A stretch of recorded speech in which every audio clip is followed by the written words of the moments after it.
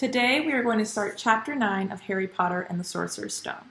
In the last chapter, Harry realizes that Snape really doesn't like him, and he goes to have tea with Hagrid to talk about his first week of classes at Hogwarts. And when he's there, he reads a newspaper that's on Hagrid's table where he's cut out this article about the person who tried to rob Gringotts. They still don't know who it is. They also don't know what that person was trying to get. But Harry notices the date on that article mentions that the robbery or attempted robbery was on the day of his birthday. And it mentions that when the robber went, they realized the vault had already been emptied. And it makes Harry think, on that day, Hagrid had gone to a secret vault and taken this little package that was very mysterious out of the vault. And he starts to think, I wonder if that's what the person was trying to get, and Hagrid had just beat him to it. He asked Hagrid about it, but again, Hagrid was very mysterious about it and tried to change the subject. So as readers, we were left wondering, what could possibly have been in there? It was like a small little grubby package in a giant room. Who knows? Let's keep reading and find out what happens. Chapter 9, The Midnight Duel. Harry had never believed he would meet a boy he hated more than Dudley, but that was before he met Draco Malfoy. Still, first-year Gryffindors only had potions with the Slytherins, so they didn't have to put up with Malfoy much. Or at least they didn't until they spotted a notice pinned up in the Gryffindor common room that made them all groan. Flying lessons would be starting on Thursday, and Gryffindor and Slytherin would be learning together. Typical, said Harry darkly. Just what I always wanted. To make a fool of myself on a broomstick in front of Malfoy. He'd been looking forward to learning to fly more than anything else. You don't know that you'll make a fool of yourself, said Ron reasonably. Anyway, I know Malfoy's always going on about how good he is at Quidditch, but I bet that's all talk. Malfoy certainly did talk about flying a lot. He complained loudly about first years never getting on the house Quidditch teams and told long, boastful stories that always seemed to end with him narrowly escaping muggles and helicopters. He wasn't the only one, though. The way Seamus Finnegan told it, he'd spent most of his childhood zooming around the countryside on his broomstick. Even Ron would tell anyone who'd listen about the time he'd almost hit a hang glider on Charlie's old broom. Everyone from wizarding families talked about Quidditch constantly. Ron had already had a big argument with Dean Thomas, who shared their dormitory about soccer. Ron couldn't see what was exciting about a game with only one ball where no one was allowed to fly. Harry had caught Ron prodding Dean's poster of West Ham soccer teams, trying to make the players move. Neville had never been on a broomstick in his life, because his grandmother had never let him near one. Privately, Harry felt she'd had good reason, because Neville managed to have an extraordinary number of accidents, even with both feet on the ground. Hermione Granger was almost as nervous about flying as Neville was. This was something you couldn't learn by heart out of a book. Not that she hadn't tried. At breakfast on Thursday, she bored them all stupid with flying tips she'd gotten out of a library book called Quidditch Through the Ages. Neville was hanging on to her every word, desperate for anything that might help him hang on to his broomstick later. But everybody else was very pleased when Hermione's lecture was interrupted by the arrival of the mail. Harry hadn't had a single letter since Hagrid's note, something that Malfoy had been quick to notice, of course. Malfoy's eagle owl was always bringing him packages of sweets from home, which he opened gloatingly at the Slytherin table. A barn owl brought Neville a small package from his grandmother. He opened it excitedly and showed them a glass ball the size of a large marble, which seemed to be full of white smoke. It's a remember ball, he explained. Gran knows I forget things. This tells you if there's something you've forgotten to do. Look, you hold it tight like this, and if it turns red, oh, his face fell, because the remember ball had suddenly glowed scarlet. You've forgotten something. Neville was trying to remember what he'd forgotten when Draco Malfoy, who was passing the Gryffindor table, snatched the remember all out of his hand. Harry and Ron jumped to their feet. They were half hoping for a reason to fight Malfoy, but Professor McGonagall, who could spot trouble quicker than any teacher in the school, was there in a flash. What's going on? Malfoy's got my remember all, Professor. Scowling, Malfoy quickly dropped the remember all back on the table. Just looking, he said, and he sloped away with Crabbe and Goyle behind him. At 3:30 that afternoon, Harry, Ron, and the other Gryffindors hurried down the front steps onto the grounds for their first flying lesson. It was a clear, breezy day, and the grass rippled under their feet as they marched down the sloping lawns toward a smooth, flat lawn on the opposite side of the grounds to the forbidden forest, whose trees were swaying darkly in the distance. The Slytherins were already there, and so were 20 broomsticks lying in neat lines on the ground. Harry had heard Fred and George Weasley complain about the school brooms, saying that some of them started to vibrate if you flew too high, or always flew slightly to the left. Their teacher, Madame Hooch, arrived. She had short gray hair and yellow eyes like a hawk. "Well, what are you all waiting for?" she barked. "Everyone stand by a broomstick. Come on, hurry up." Harry glanced down at his broom. It was old and some of the twigs stuck out at odd angles. "Stick out your right hand over your broom," called Madame Hooch at the front, "and say, 'Up!'" "Up!" everyone shouted. Harry's broom jumped into his hand at once, but it was one of the few that did. Hermione Granger's had simply rolled over on the ground, and Neville's hadn't moved at all. Perhaps brooms, like horses, could tell when you were afraid, thought Harry. There was a quaver in Neville's voice that said only too clearly that he wanted to keep his feet on the ground.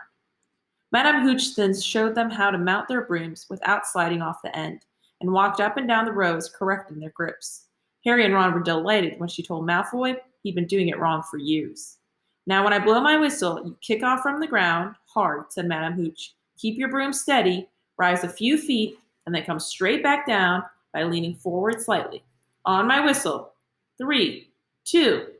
But Neville, nervous and jumpy, and frightened of being left on the ground, pushed off hard before the whistle had touched Madame Hooch's lips. "Come back, boy," she shouted. But Neville was rising straight up like a cork shot out of a bottle. 12 feet, 20 feet.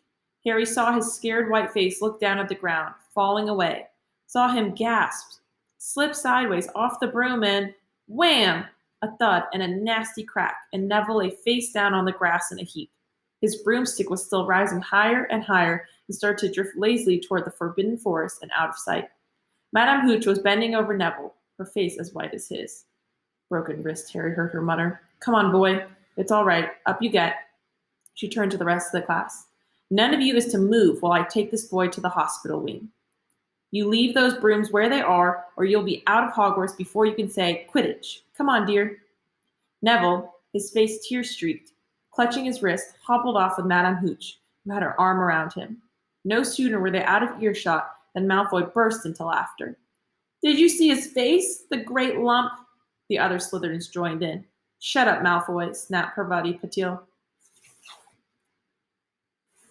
"Ooh, sticking up for Longbottom," said Pansy Parkinson, a hard-faced Slytherin girl. "Never thought you'd like fat little crybabies, Parvati."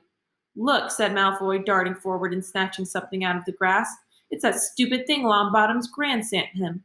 The Remember-All glittered in the sun as he held it up. "Give that here, Malfoy," said Harry quietly. Everyone stopped talking to watch. Malfoy smiled nastily. "I think I'll leave it somewhere for Longbottom to find. How about up a tree?" "Give it here," Harry yelled.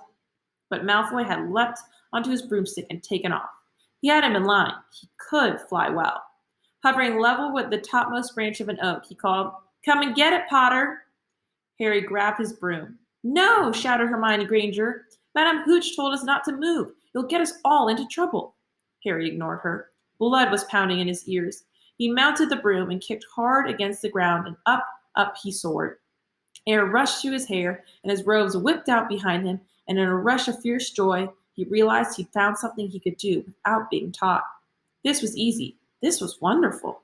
He pulled his broomstick up a little to take it even higher, and heard screams and gasps of girls back on the ground, and an admiring whoop from Ron.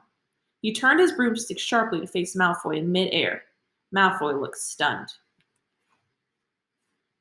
"Give it here," Harry called, "or I'll knock you off that broom."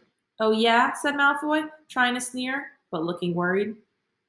Harry knew somehow what to do. He leaned forward and grasped the broom tightly in both hands, and it shot toward Malfoy like a javelin. Malfoy only just got out of the way in time. Harry made a sharp about-face and held the broom steady. A few people below were clapping. "No Crab and Goyle up here to save your neck, Malfoy," Harry called. The same thought seemed to have struck Malfoy.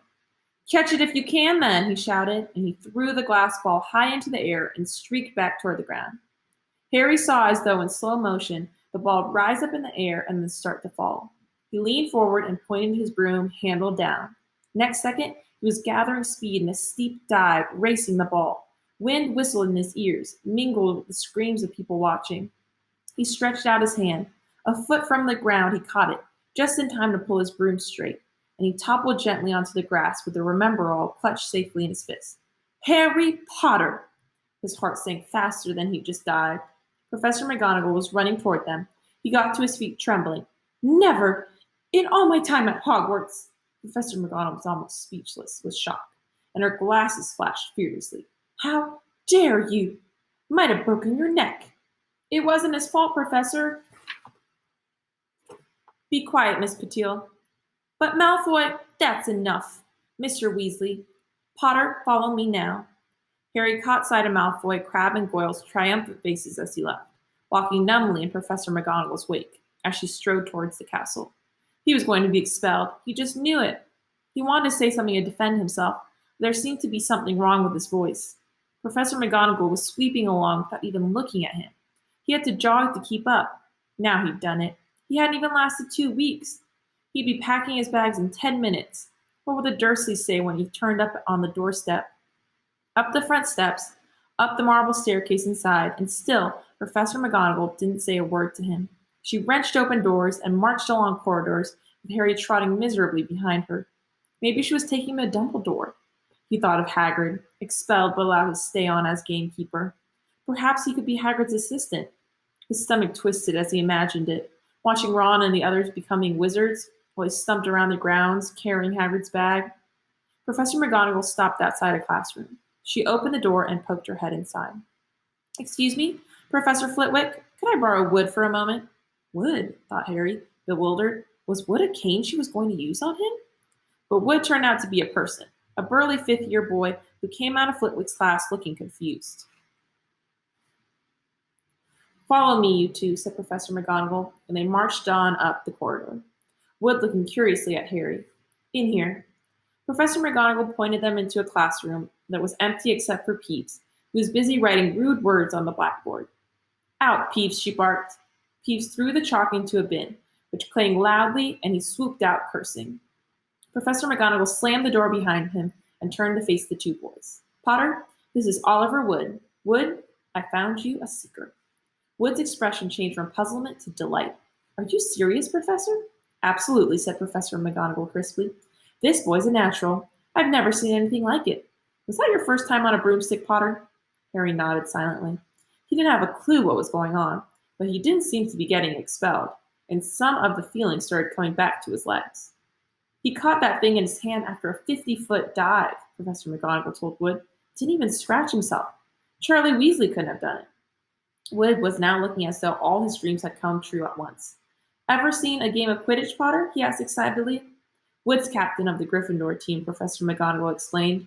He's just the bill for a secret, too, said Wood, now walking around Harry and staring at him. Light? Speedy? We'll have to get him a decent broom, Professor. A Nimbus 2000, or a Clean Sweep 7, I'd say. I shall speak to Professor Dumbledore and see if we can't bend the first-year rule. Heaven knows we need a better team than last year. Flattened in that last match by Slytherin. I couldn't look Severus Snape in the face for weeks. Professor McGonagall peered sternly over her glasses at Harry. I want to hear you're training hard, Potter, or I may change my mind about punishing you. Then she suddenly smiled. Your father would have been proud, she said.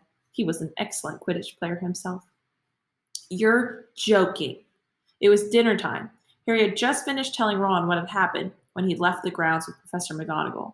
Ron had a piece of steak and kidney pie halfway to his mouth, but he'd forgotten all about it. Seeker, he said. But first years never. You must be the youngest house player in about a century, said Harry, shoveling pie into his mouth. He felt particularly hungry after the excitement of the afternoon. Wood told me. Ron was so amazed, so impressed, he just sat and gaped at Harry. I start training next week, said Harry. Only don't tell anyone. Wood wants to keep it a secret. Fred and George Weasley now came into the hall, spotted Harry, and hurried over. Well done, said George in a low voice. Wood told us. We're on the team too. Beaters. I tell you, we're going to win that Quidditch Cup for sure this year, said Fred. We haven't won since Charlie left. But this year's team is going to be brilliant. You must be good, Harry. Wood was almost skipping when he told us. Anyway, we've got to go. Lee Jordan reckons he found a new secret passageway out of the school. Bet it's that one behind the statue of Gregory the Smarmy that we found in our first week. See you." Fred and George had hardly disappeared when someone far less welcome turned up. Malfoy, flanked by Crabbe and Goyle. "Having a last meal, Potter? When are you getting the train back to the Muggles?" "You're a lot braver now that you're back on the ground and you've got your little friends with you," said Harry coolly. There was, of course, nothing at all little about Crabbe and Goyle, but as the high table was full of teachers, neither of them could do more than crack their knuckles and scowl. "I'd take you on any time on my own," said Malfoy. "Tonight, if you want. Wizard's duel. Wands only. No contact." "What's the matter? Never heard of a wizard's duel before, I suppose?" "Of course he has," said Ron, wheeling around. "I'm his second. Who's yours?" Malfoy looked at Crabbe and Goyle, sizing them up. "Crabbe," he said. "Midnight? All right. We'll meet you in the trophy room. That's always unlocked." When Malfoy had gone, Ron and Harry looked at each other. "What is a wizard's duel?" said Harry. "And what do you mean you're my second?"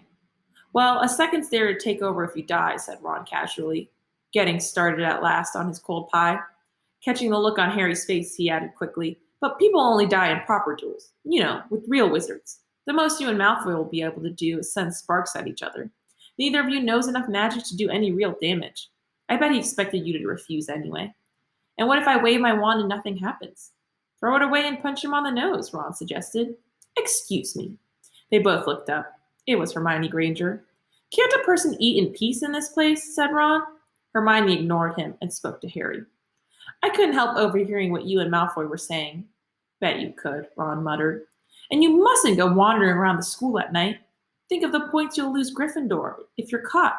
And you're bound to be. It's really very selfish of you." "And it's really none of your business," said Harry. "Goodbye," said Ron. So as if Harry didn't have a crazy enough day already, sounds like he's also going to have a duel with Malfoy. Comment how you think that's going to go.